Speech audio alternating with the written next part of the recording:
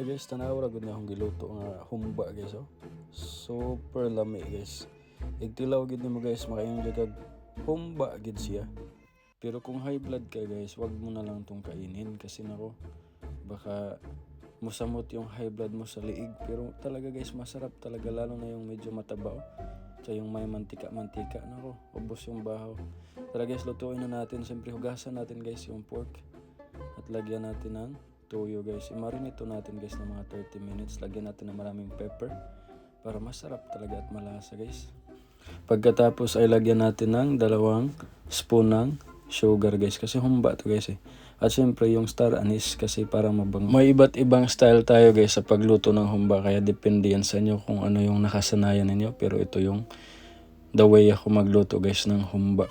Kaway-kaway pala sa mga taga Cebu o sa mga Bisaya kasi itong humba na to, ito yung isa sa mga malakasan na ulam ng mga Bisaya guys. Ilagay na natin yung ginamit natin na pang marinate guys, yung toyo at iba pa.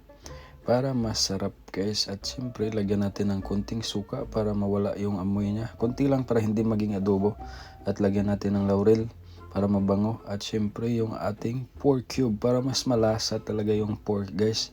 At after mga 30 to 40 minutes guys, medyo lata na siya guys. Ilagay na natin yung banana blossom at yung black beans guys, salted black beans. Hugasan natin para hindi maalat at ilagay na natin. At yan guys, malapit na yan maluto kaya tara guys at hanguin na natin. At nako, sa puntong ito guys, tingnan nyo naman yung mukha guys oh.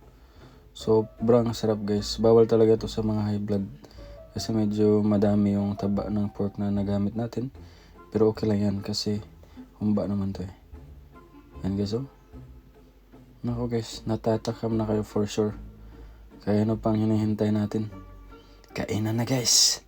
Thank you for watching.